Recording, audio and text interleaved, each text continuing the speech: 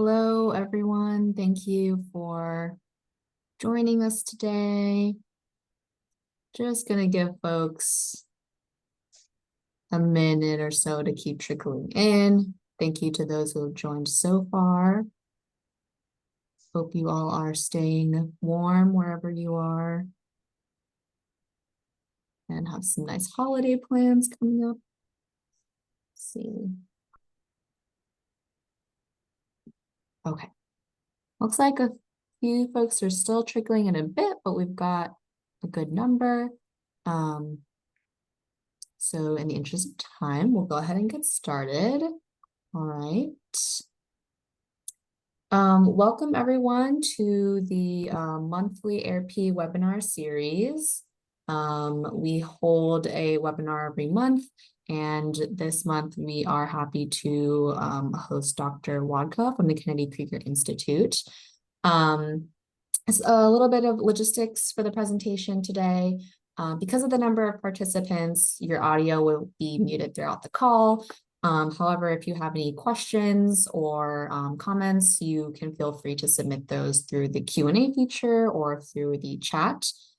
We will try to address them during the presentation if time sensitive. Otherwise, we'll try to get to them toward the end of the presentation. The entire webinar will be recorded and available on the ARP website. And before we jump into things, I do want to acknowledge our funders from the Health Resources and Services Administration, the funding source for the AIRP in the chat there. Yes, and without further ado, I will go ahead and pass it off to Dr. Walcott. Great, thanks for having me, and thanks for joining, at least on the East Coast, at the end of your day. So I'm going to be talking about girls on the spectrum and specifically some work we've done with Spark, because so many females have joined and helped us to learn more about autism in females. So I'm going to start first by defining some terminology. First, I acknowledge when I work with a family that some prefer identity first language, some prefer, I'm sorry, my slides are not as they're meant to be. I'm gonna just stop sharing for 1 second. I apologize. I'm really sorry. This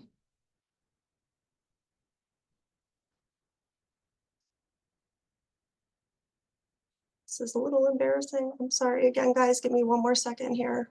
No worries, Dr. Wadka. These things happen. I can help if needed. Just let me know. No, there's just something off with one of my slides, and now I'm having, hold on 1 more second. I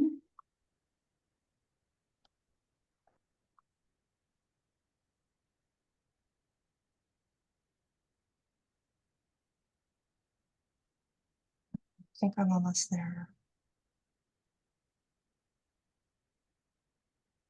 Okay.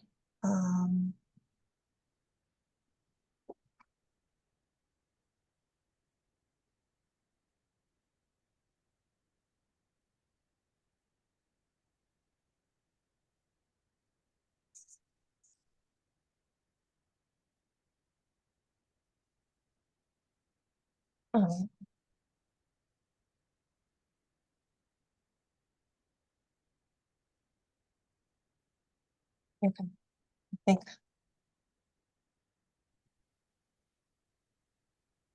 Okay, are you seeing my slides? Yes. Okay. All right, take 2, guys. Sorry about that. So I want to start with some language. When I work individually with a family, of course, I ask their preference for person first or identity first terminology. But since we're in this group setting, I'm going to vary my terminology to be inclusive of different preferences. So I'm also going to start by talking about a little bit more terminology when it comes to sex and gender, which are not the same thing. While there's a growing literature examining biological sex or sex assigned at birth in autism, there's even a smaller but growing literature examining gender fluidity.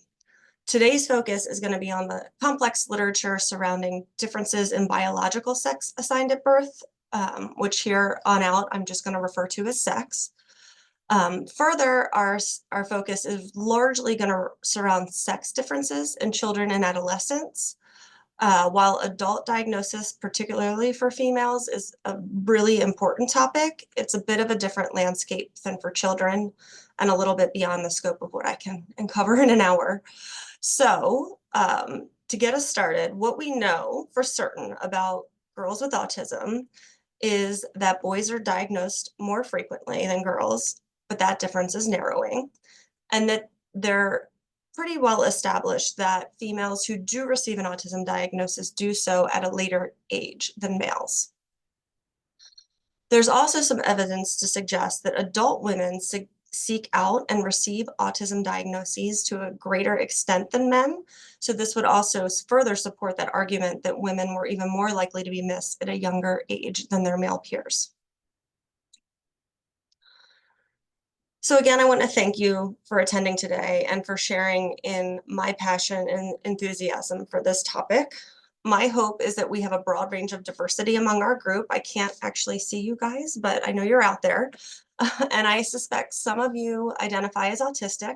Maybe some of you also identify as female. So I especially thank you for your attendance. And I hope what I share today fits with your experience, because I have learned so much from females on the autism spectrum, both those that I've had the opportunity to work with clinically, as well as those that I've met in the community and through research.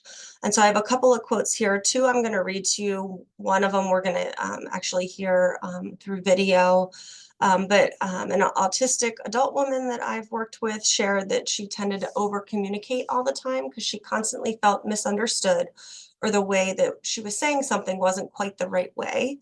And then after a social interaction, she would replay the conversation over and over in her head, which would lead to frustration. And at that time, she didn't realize she couldn't access that information in her brain. Another quote by Temple Grandin, important self-advocate in the community. The thing about being autistic is that you gradually get less and less autistic. You keep learning how to behave. It's like being in a play. I'm always in a play. And we'll talk a little bit more about some of those social adjustment behaviors later. So the Autism and Developmental Disabilities Monitoring Network is a program funded by the CDC to collect data to better understand the number and characteristics of children with autism spectrum disorder and other developmental disabilities living in different areas of the United States. The latest ADAM report that came out earlier in the spring indicated that the current prevalence of autism is 1 in 36 children, which documented a steady increase from 1 in 150 in 2000 to 1 in 44 at the prior release in 2018.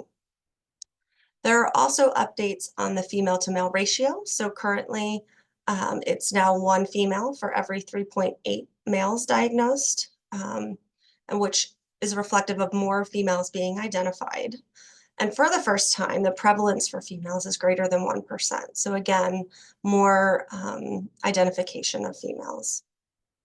This is in line with other studies that suggest that the prevalence may be closer to 1 female to every 3 males, or even 1 in 2 in special populations, so those with autism and intellectual disability. We'll talk more about that later too. But you can see also that the ADAM report indicates that girls more frequently receive that additional diagnosis of intellectual disability. The ADAM report further extends findings from previous prospective studies suggesting an evidence of increased recognition of the females over time. So in this study, Jensen and colleagues reviewed the ASD sex ratio trajectory from 1995 to 2010 in the Danish registry, and found increases in occurring across the whole spectrum. So again, this was pre-2013, so there were some Asperger's and PDD-NOS included. And they found the reduction was from the male majority of 1 in 5 to 1 in 3 over the 15 years. And again, this ratio shift was because more females were being identified, not that fewer males were being identified. So again, this is all supporting a growing recognition that autism maybe presents differently across the sexes. But the question remains, why are fewer females diagnosed with autism? I'll use this slide. You'll see it a couple times throughout the talk as our kind of outline to the discussion of trying to answer this question. And we'll start with the diagnostic criteria itself.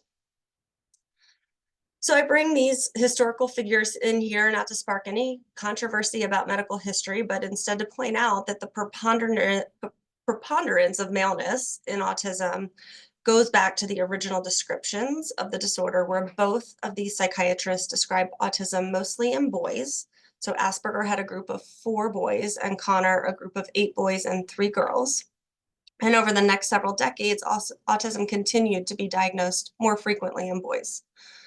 As the consequences for females became more apparent, so if they're not being identified, they're not getting access to important intervention and services, the research started to grow whether the diagnostic criteria and the tools used to diagnose autism contribute to this male bias.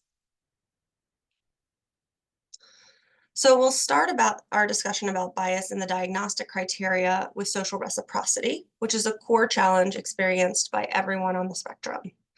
And one example of the sex differences in the presentation of social reciprocity is demonstrated by this study here by Becker van Amerman and colleagues, where they compared social reciprocity on a shared drawing task, where the examiner starts drawing a house and takes turns with the child, adding on to the drawing.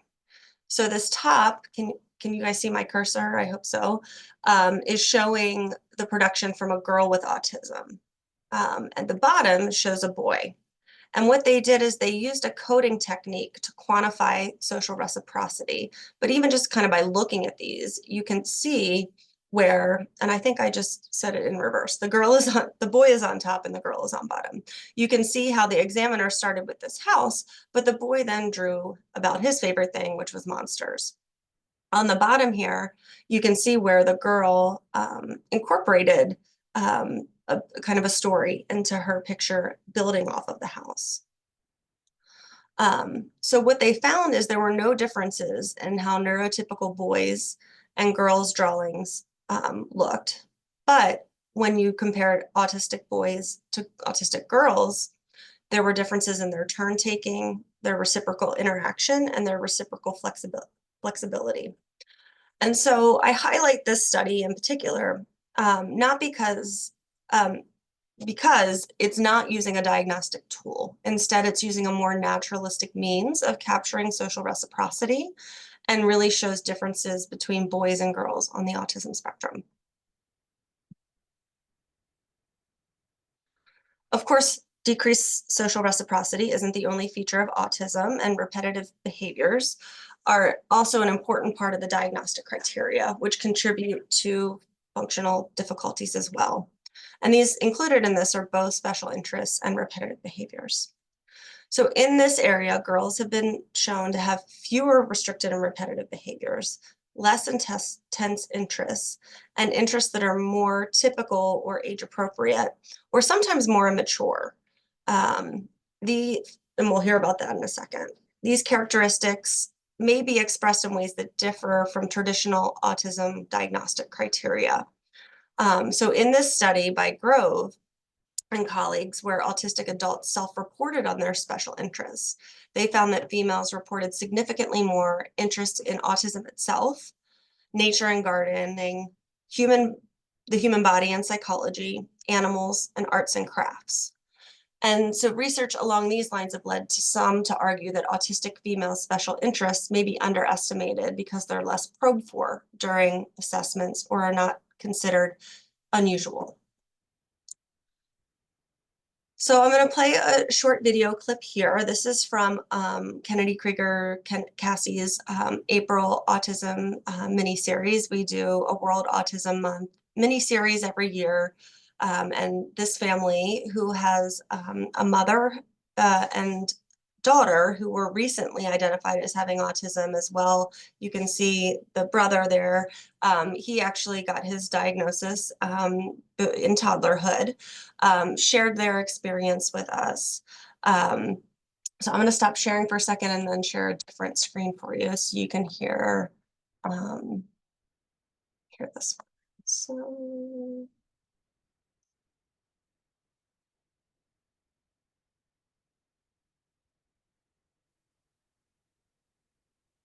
I had a really tough time with that as a young as like a little youngin in elementary school and middle school, just because I was so like when I got interested in stuff, I really got interested. So when I started like doing art in elementary school and like kindergarten, I would always be at the art table for choice time. I would always be talking about like what I wanted to draw. I would always be drawing on like my paper and stuff. And it caused a little bit of conflict between me and other students because they'd be like, oh, you're hogging the choice table, blah, blah, blah, you're doing this. And I'm like, you can sit next to me. Like, I haven't like told you that I don't want you around. And like, and I was known as the art kid because that's all I really did. And that's all I really liked to talk about. So I didn't really connect with other students because I was not interested in like, not to be like, I'm not like other girls, but I really wasn't super interested in like Barbie and all that stuff. I was interested in like Monster High. I loved dinosaurs. I loved dinosaurs when I was younger. I love like Littlest Pet Shops, like My Little Pony and stuff. And so like I kept those interests until like middle school where I started like dissolving, and then I got into like and then until I got into like adult fantasy books and like romance books and stuff like that. So like once I got like past all of that, I liked childish shows for my age. Like I really liked Dora up until like 5th grade, and people were like, oh, I stopped watching Dora when I was like 8. And then I was like over here 11 being like, what's wrong with Dora, bro? I like Dora. Even though Swiper scared me a little bit as a child. But yeah. So I think that just illustrates some of the different interests or the way different special interests might present in girls from their own experience. Oh, no, I'm not getting this back up. Hold on one second, please.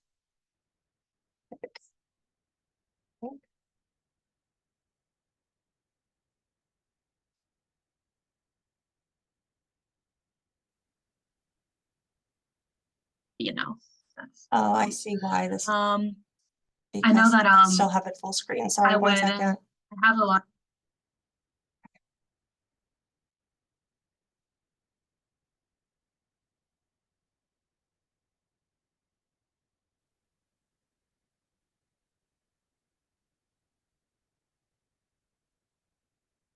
I think we're set. Okay, so we know that autistic girls present with differences in their social communication and repetitive behaviors when you compare them to neurotypical girls, suggesting that the diagnostic criteria of autism apply, so their skills in these areas differ from typical development.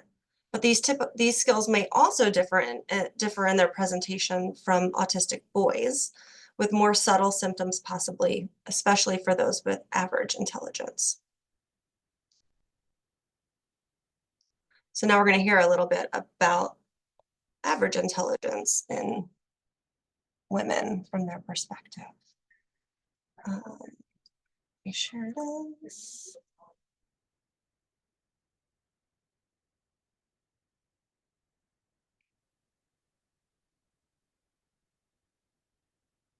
Okay, that's not it. There we go. Yeah, the only one more thing I wanted to add was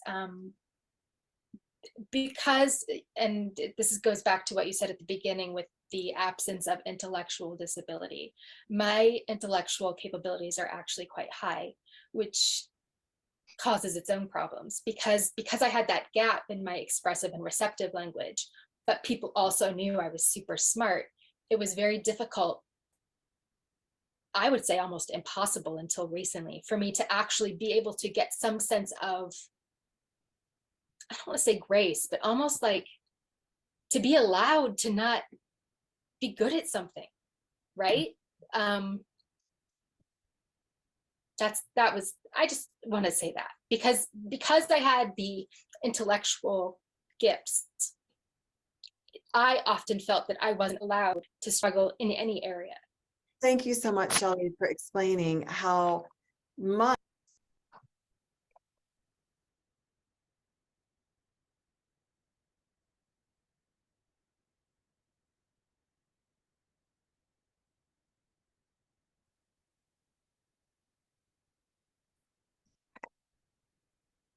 So next we'll explore bias. So are clinicians biased to see autism in boys? Are our tools biased towards males? Is there something extrinsically going on that imposes bias? And this is a bit separate from the diagnostic criteria because historically autism is described in males. Are clinicians more likely to suspect and refer for autism and related services for males? So the next study I'll show looked at just that. We know that boys are referred for diagnostic assessments about 10 times more often than girls, but why is that? Are males and females varying in which features are recognized and reported by people involved in the referral and diagnostic process? Or is that something that's been influenced over time by repeated messaging that autism is a boy's disorder? So Whitlock tried to get to the, some more information on this and did this really cool study where he presented 289 primary school educators descriptions of children where male and female ASD phenotypes were presented. So compared to, and what does that mean, right? Compared to the male description, the female profile had greater social interest. So they had at least one friend, but they had difficulty with other peers. They got along really well with teachers and adults. And they had more typical, quote, stereotyped interests, so that they were interested in animals. And there was some suggestion of masking, so they had copied the behaviors of that friend. The related challenges that the female profile had included picky eating habits versus the male had more aggression with peers. So here's where it gets interesting. So if we take a look here, they had the pronouns either match or not match the description. So here we have a female pronoun that matched the female profile. We had the female pronoun attached to the male profile. We had the male pronoun attached to the female profile, and we had the male match, so the male profile and the male phenotype. And so you can see the female pronoun with the female description was referred for services the least. If you just change the description, so you keep the female pronoun, but then you bring the male phenotype in, you jump 10% more. Now, if you label that female profile as male, you're referred 15% more than if you had the female pronoun, and then of course the male pronoun, male profile was referred the most often. How about our measures? Our measures are probably not biased, but I think there's still more work to be done here. Some studies report that females must present with an increased number and severity of autism symptoms to be diagnosed, while others report there are actually less severe autism traits and fewer symptoms in females. Yet other studies report no sex differences. So if we look specifically at our tools, the top study by Kolb and colleagues, who are my colleagues here at Kennedy Krieger, present some convincing evidence that despite being developed primarily with males, females are just as likely as males to have their symptoms identified by the ADOS. And for those who are not familiar with ADOS, it's a clinician administered tool that we use to help identify autism. And so they used information from 6,000 of our clinical patients, and they looked at each item on the ADOS and found differences between the sexes only for hand mannerisms, which did not impact the overall likelihood of autism being identified for girls. Now, the second study here looked at over 400 participants from both clinical and research settings and looked at ADOS performance. And they found that females presented with less intense symptoms of autism, which did impact whether the ADOS, particularly items related to social communication, identified autism in females. Now, this last study by Cott and colleagues looked at differences on multiple measures. So they looked at the ADOS, again, that clinical observation, the ADI, which is a structured parent interview, and the SRS, which is a parent reported rating scale. And they found when they included sex, their models predicting autism improved, but mostly for school-age children and less so for toddlers. So their conclusion is that children diagnosed younger, under 4 years, are more similar in symptom profiles and thus more recognizable by diagnostic measures. This will be the first we start talking about the vulnerability of our school-age and older girls for being identified as autistic. And so, you know, what we find is that it's very possible that clinicians are biased to see autism in boys, but it's unlikely that our tools are biased, but we do need more research specifically for our school age and older kids. I haven't talked yet about extrinsic factors. I'm going to talk about that in a short bit when we talk about some of the SPARK studies. And so next, we're going to consider how research participation impacts the diagnostic understanding of girls with autism. And so here we have a potentially problematic and interactive cycle. So if females present differently, right here in the middle, they may be less likely to be recognized, and then therefore they'll be less represented in research, and then we know less about them, which cycles back around, right? If we know less about them, then we're not doing as good of a job identifying them. And so this is particularly important to consider when designing research studies that aim to reduce the impact of heterogeneity on autism research. So I'm going to pause there real quick and define a few principles of research and how heterogeneity impacts it. So research depends on statistical methods that, in order to be accurate, require enough information to evaluate. Therefore, for some study designs, the more participants, the more accurate the research findings. So the more information that's included through more participation, the more we can assume and have confidence that what we learn from any one study applies to a general population of that group that's included in the study. Heterogeneity is variability within a group.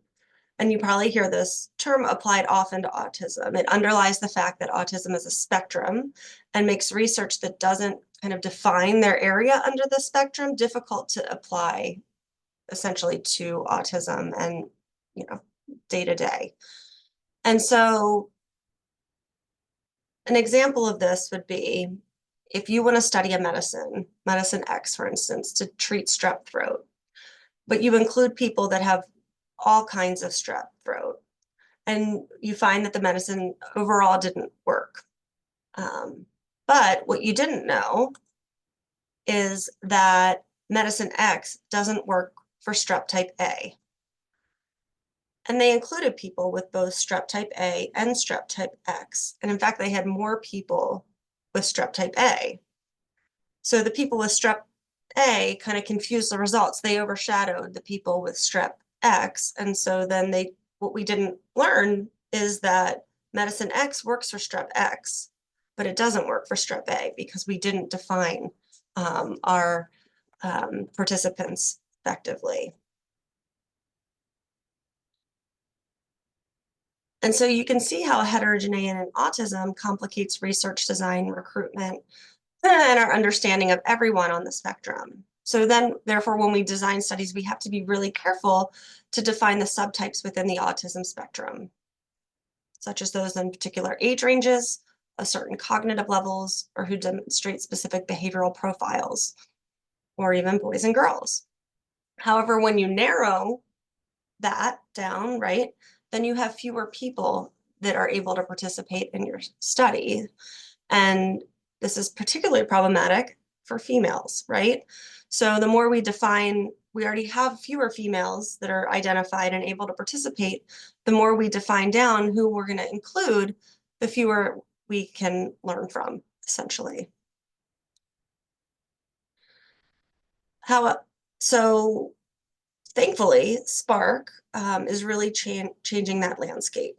And so as we transition to this last section, looking at extrinsic and intrinsic factors, we'll be discussing some research that was conducted using Spark's national cohort that includes thousands of girls, which solve some of these issues that I was talking about that limits research. So in these studies, we examine intrinsic and extrinsic factors to the girls that distinguish them from boys.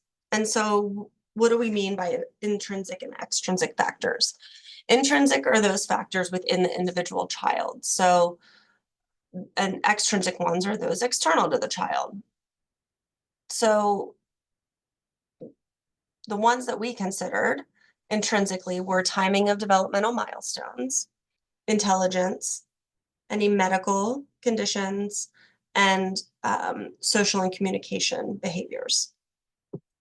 Extrinsic, we looked at urbanicity, family income, age of parents' first reported concerns, and what that first concern was. And the reason we consider the last two extrinsic of to the child is that they really depend on the parent's ability to be able to identify and advocate to providers what their concerns are. It is kind of their perception. It's not necessarily, exactly what the child is experiencing. And so we leverage the Spark cohort. Kennedy Krieger has been a Spark recruiting site since 2016, and there are currently over 100,000 individuals with apparent or self-reported autism diagnosis that have registered and participated in Spark. Spark is super inclusive. Anyone with a clinical diagnosis of autism living in the US can participate. And it's accessible too, because it's a platform that is completely done online and through the mail with the support of clinical sites like Kennedy Krieger across the country. And so we were able to include 18,000 participants. We had 14,000 males and almost 4,000 females. And we included children 18 months to 18 years.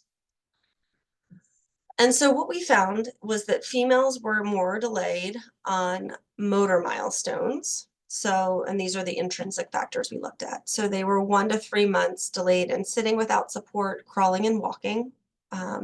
Males, though, were more delayed on language milestones. So 1 to 2 months in using words, combining phrases, and using complex sentences.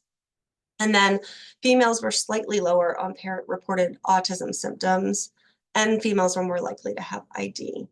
So if you take a look at this, I have these two words bolded.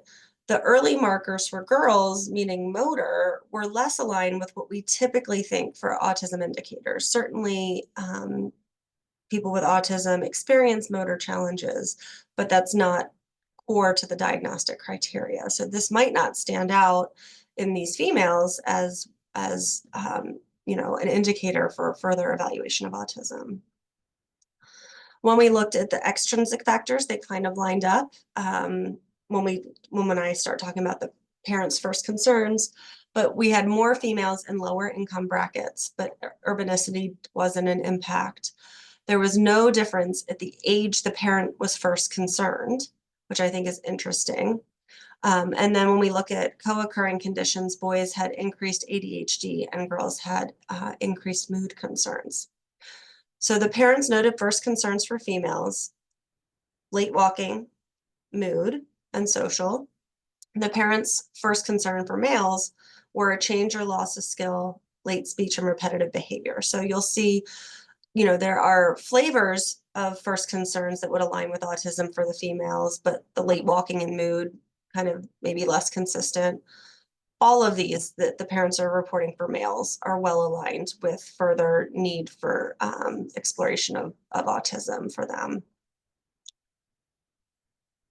So what were our takeaways? There are developmental sex differences in females. So they had later motor milestones and better language. This potentially led to delayed identification. So there was a 4-month lag to diagnosis between the parent's first concern and diagnosis for females. So it took 4 months longer for females to get identified than males, even though their parents were concerned. There was no difference there. Parents were both concerned. Their first concerns were at the same time for both boys and girls. It just took 4 months longer for females to be diagnosed. And then we had, again, boys showing increased ADHD symptoms, girls with increased mood concerns. And this led us to want to learn more about how differences in co-occurring conditions and their presentation could impact the identification of autism. So unlike the rare okapi or zebra giraffe, up to 70% of children with autism have at least one co-occurring psychiatric condition, and 40% have 2 or more co-occurring conditions. The impact of these co-occurring conditions on functioning is varied. For instance, co-occurring autism and anxiety has been associated with sleep problems and self-injurious behaviors. Those with autism and ADHD have increased autism symptoms and heightened risk of anxiety and mood disorders with potentially earlier onset of anxiety. They also present, not surprisingly, with executive dysfunction and differences in motor movement patterns, both of which are present in autism and ADHD alone. And so there's a handful of studies that have tried to parse apart some of these co-occurring conditions, and this is certainly not an exhaustive list, but this is some of the common co-occurrences. These have been predominantly, not surprising, male samples. And so really there hasn't been anything in the literature to address the impact on the behavioral presentation of females with autism and how these co-occurring conditions increase the chances that the female with autism will be either misdiagnosed or unidentified. And so here was the follow-up study we did looking at sex differences in co-occurring symptoms using Spark. This is really cool, I think, because we were able to define really specified groups.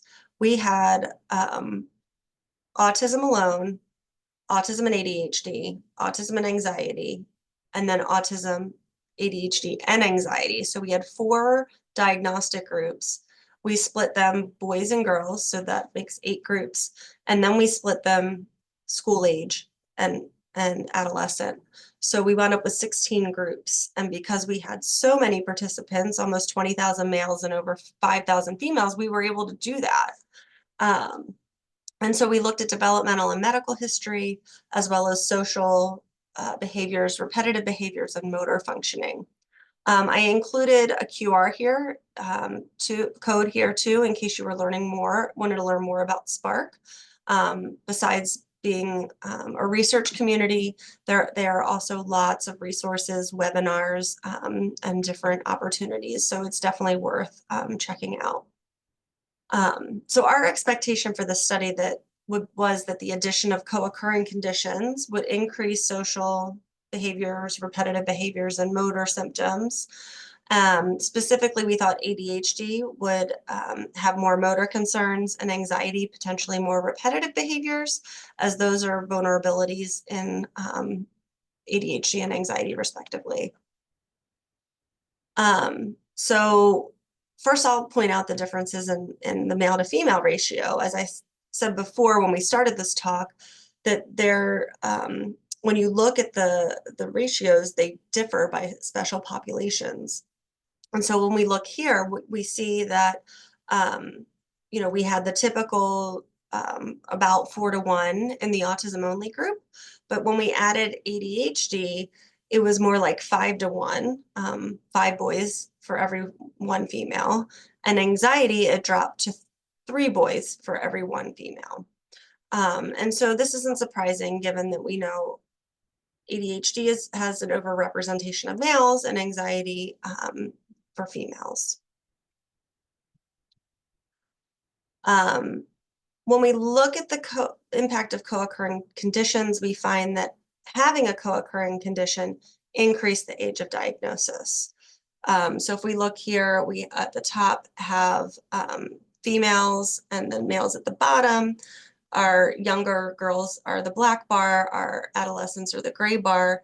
And you can see that the girls with the co-occurring conditions were diagnosed after age 8, compared to the males that while the co-occurring conditions impacted them, it only pushed them past 6 years. So kind of an additional 2-year impact on receiving that autism diagnosis. And so when a girl has a co-occurring condition, they're rating as having more autism symptoms as well. That's what we found when we looked at social communication skills. For motor functioning, we indeed found that co-occurring ADHD led to more reported motor difficulties, and that was for both sexes. And then when we looked at repetitive behaviors, we found that co-occurring conditions impacted repetitive behaviors differently by age. And younger females showed more repetitive behaviors than males. And this is a little surprising because typically it's reported in the literature that boys display more repetitive behaviors than girls. But this, that literature is largely based on our diagnostic tools. Spark uses a specific measure, the repetitive behavior scale, to measure repetitive behaviors, which might get kind of a more nuanced look at these repetitive behaviors compared to, again, the other studies that use a more broad diagnostic tool to qualify the repetitive behaviors. We didn't look at item level data in our Spark sample, but others have in the literature. And when you look at items on the repetitive behavior scale, items related to insistence on sameness, compulsions, hoarding, self-injurious behaviors, specifically pulling hair, scratching self, those are the ones that tend to be more elevated in females and best distinguish sex on the repetitive behavior scale. So what this suggests is that it might be that we need to take a more detailed look at repetitive behaviors when we're looking at a school age female and considering an autism diagnosis. And because there may be some overlap between these co-occurring conditions, anxiety, hyperactivity, impulsivity, and a more detailed interrogation of these skills, is really needed to peel back kind of the layers. So what did we take away from this study? School age females, and I told you I would come back to these girls that are at risk. They're at risk, a higher risk for underestimation of their autism related symptoms, particularly if they've already been identified with a co-occurring condition. And across the ages, there's really a need to probe more specifically for these social communication symptoms, repetitive behaviors, and motor problems, especially in our females that are school age or have co-occurring anxiety or ADHD. So what you'll notice is that this is the same list I presented a couple slides back because that listed co-occurring conditions. But that's because when considering an autism diagnosis, the same list might also explain symptoms of concern and likely need to be ruled out. So like identifying any common phenomenon, you have to consider, is it this, is it that, is it autism, is it ADHD? And unlike our zebra giraffe we saw earlier, are these things separate, right? And the reason that's important is that we can take a parent's concern and examine how it can present differently in 2 common co-occurring conditions. So a parent might come to you and say, my child has trouble making friends. If it's autism, this might be related to any number of things: limited nonverbal socialization, limited spontaneous seeking to share enjoyment, limited social reciprocity, rigidity in social interactions and directing play. However, in ADHD, it could be due to some different factors, right? Interrupting and intruding on others, talking excessively, having trouble playing quietly, having trouble listening when spoken to directly, or even just sustaining your attention long enough to engage in an extended play activity with a peer. And so really understanding both the rule outs and the co-occurring conditions is important because it leads to different treatment approaches. You can see how you might approach supporting someone with autism and these challenges differently than you would a child with ADHD. And it's also important to understand the full constellation of symptoms and diagnoses because of a phenomenon called diagnostic overshadowing. And this is when symptom presentation of one condition is falsely attributed to another diagnosis, right? So someone carries an anxiety diagnosis, but really they have autism, and the anxiety is just kind of what is manifesting, but the autism is not being appreciated. This can occur in either sex and across many conditions, but it's likely at play for children who receive an autism diagnosis after childhood.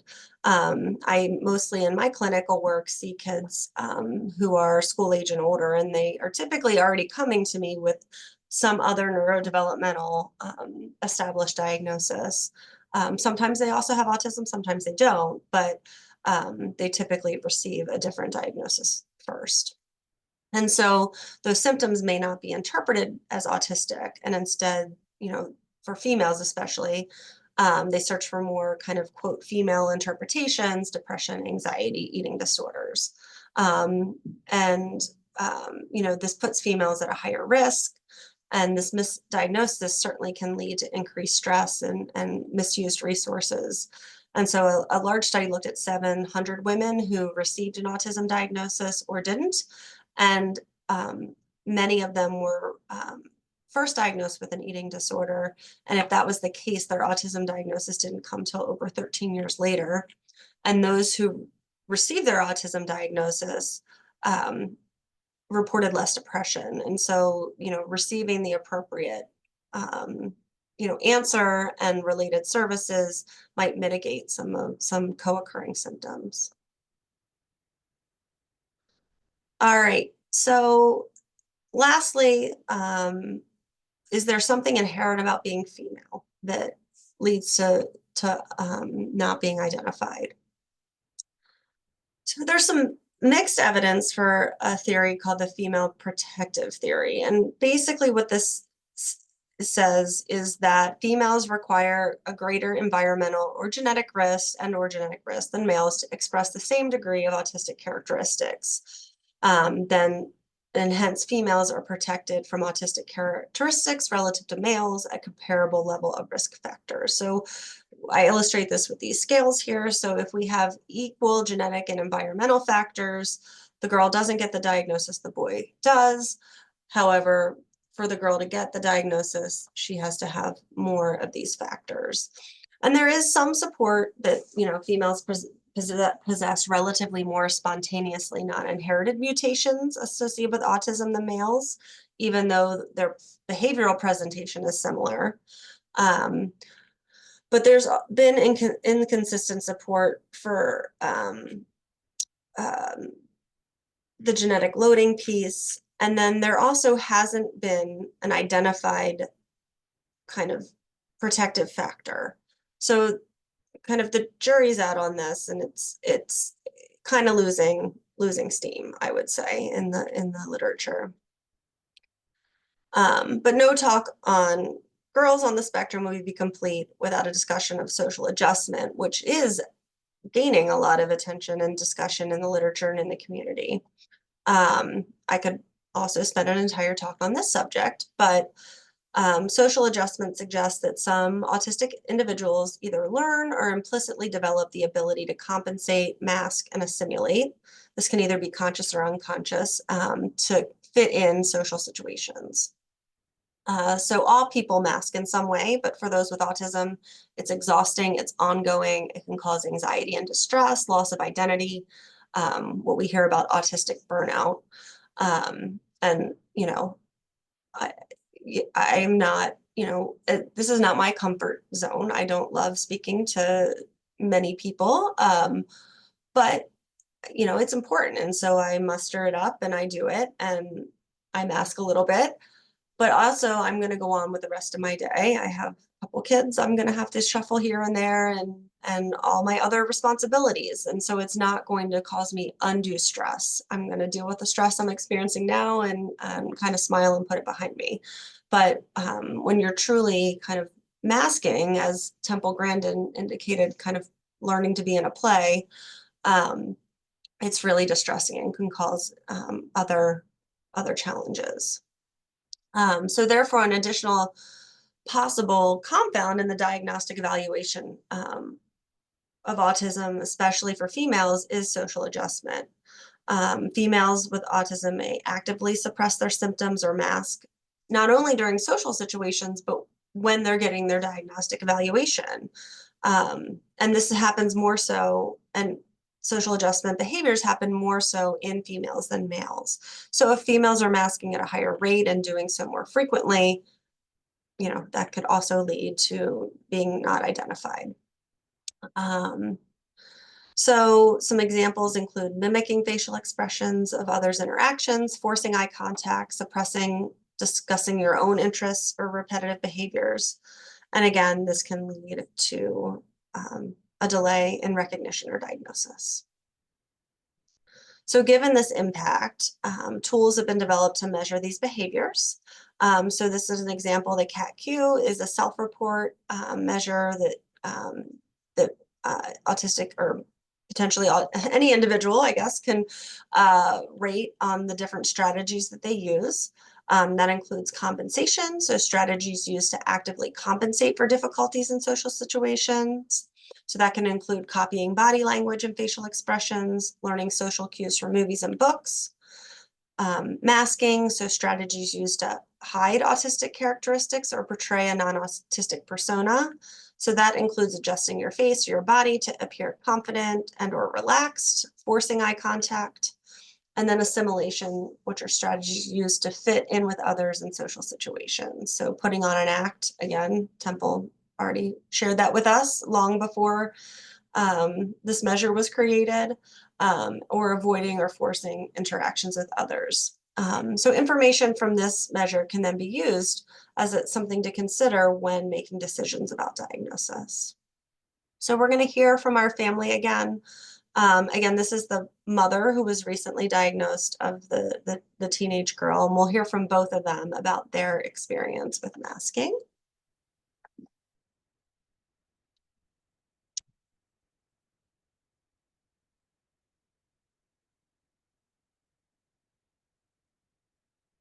I might get the hang of this by the end of this presentation. All right.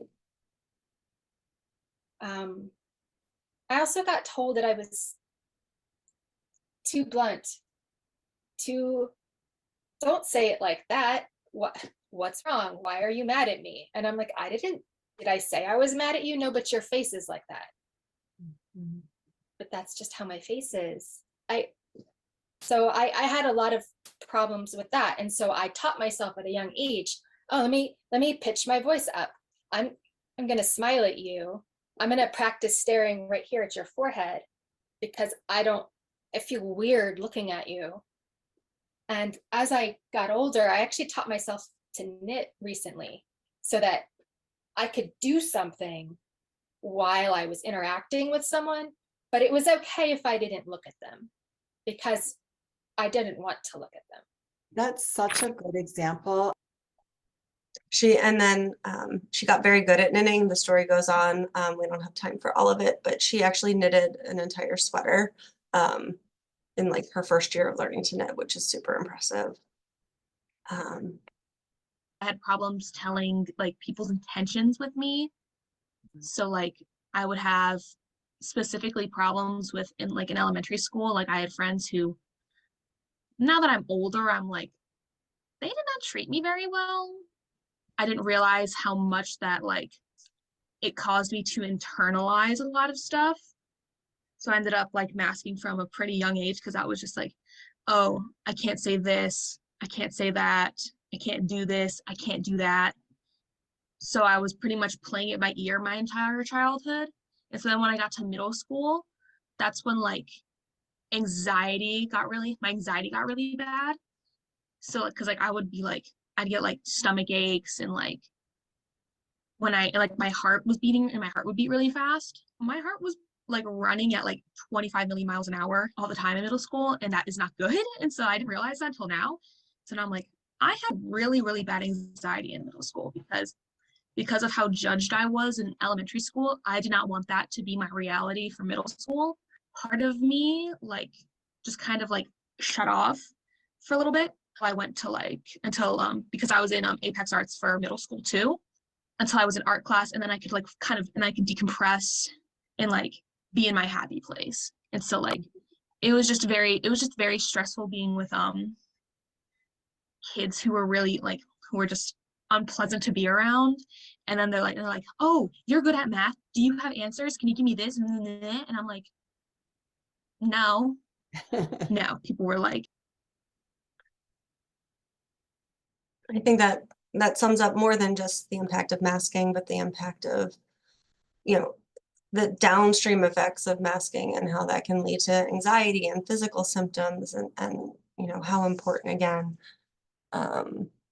identifying and getting the supports and accommodations right really is. I hope I'm going to share the right thing. I think I am. All right, so taking all these diagnostic bias related findings together, what should clinicians do? So this is a recent publication by Lay. It has highly relevant suggestions. Most of these we've touched on so far. I think first and foremost, clinicians should be aware that females may present with a more nuanced presentation. And so, you know, any superficial social skills really need to be probed and understood: conversational reciprocity, use of facial expressions, social naivety. There is very likely to be strong interest in social relationships, but maybe not being accepted by peers. Having some more gender normative repetitive behaviors. We went through that list before, like animals. Eating problems can be driven by sensory dysfunction, or clothing choices may not fit gender stereotypes.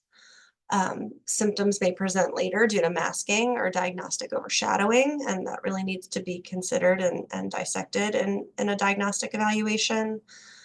And when it's appropriate, based on language level, cognitive level, masking really also needs to be, the use of masking strategies and social adjustment behaviors needs to be considered and understood. So with just a few moments left, here's what I hope you took away from my talk, that I'm not good at technology. Females are under-recognized on the autism spectrum. There are multiple contributing factors, both involving intrinsic and extrinsic characteristics, and that co-occurring mental health conditions are more common in females and can further delay the autism diagnosis. So I have several slides of references here. And then just a thank you and questions. More information again on Spark. Thank you to everyone who's participated in Spark. My colleagues at Cassie. I will just share the picture. You're probably having a little bit of trouble fully appreciating this picture, but I took it from a flip phone many years ago out the window of our kitchen, our staff kitchen at our center. And you can see this beautiful line of pine cones that one of our children created. And I got this huge smile on my face, kind of knowing the joy that child probably got in that creation. And it's just so unique and just beautiful, I thought. So I saw a comment in the Q&A. I think it's likely that a lot of anxiety in girls is the internalized experience of ADHD. And I think these neurodevelopmental conditions, you know, I'm sure you've seen, I have them in some of my talks, these kind of Venn diagrams where, you know, there's loop after loop of overlap between all of these co-occurring conditions. And I think, you know, that's part of the challenge with behavioral diagnoses. We don't have, you know, a specific test. We have to go on what we're seeing, and as well as kind of what overlaps and what functions overlap in the brain. And there's tons of overlap in the brain between anxiety and autism and ADHD. So, you know, absolutely, I think that it is difficult to fully kind of tease apart. I saw something pop up in the chat. Oh, that was just me. Yeah. Thank you, Dr. Wadka. That was a really great presentation. Thank you for the work that you're doing in this area as well. If you want to put your email in the chat, if you would like, if people had questions about your presentation, there were a couple of folks who were asking about the recording, which will be up on the AirP YouTube channel, and that will also be linked on the AirP website. So check back and reach out to Dr. Wadka if you have further questions. Yeah, Thank you thanks. so much for presenting today. And thank you everyone for joining. Have a great rest of your evening. You too. Bye.